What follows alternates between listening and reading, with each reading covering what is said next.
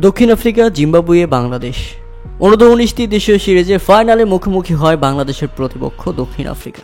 ফাইনালের মতো গুরুত্বপূর্ণ ম্যাচে প্রথমে ব্যাটিং করতে নেমে শুরুটা মোটেও ভালো ছিল না বাংলাদেশের।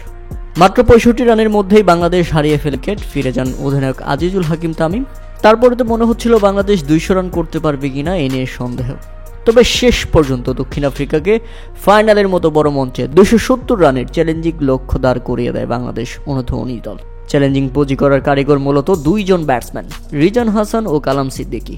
65 রানে 3 উইকেট হারানোর পর চতুর্থ উইকেটে 117 রানের বিশাল জুটি করে বাংলাদেশকে বড় পুঁজি এনে সাহায্য করেন তারা।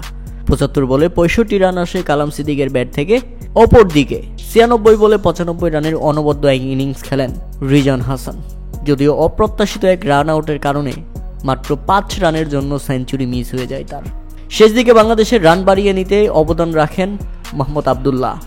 29 বলে 38 রানের ঝড়ো এক ইনিংস খেলেন তিনি, যার সুবাদে নির্ধারিত 50 ওভারে 5 উইকেট হারিয়ে 269 রানের লড়ুক সংগ্রহ দাঁড় করায় বাংলাদেশ। আর জবাবে ব্যাটিং করতে নেমে দক্ষিণ আফ্রিকার শুরুটা হয় দুর্দান্ত।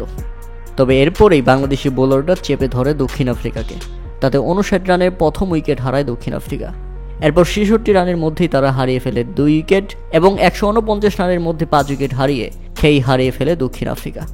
এবং শেষ পর্যন্ত বাংলাদেশ অনূর্ধ্ব-19 দলের দুর্দান্ত জয়, আর এই জয়ের মাধ্যমে ত্রিদেশীয় সিরিজে ফাইনাল জিতে নিল বাংলাদেশ।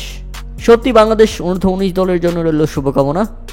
তারা দারুণ পারফর্ম করেছে, তারা দারুণ একটি মঞ্চ থেকে দক্ষিণ আফ্রিকার হাত থেকে ফাইনাল ছিনিয়ে নিয়েছে।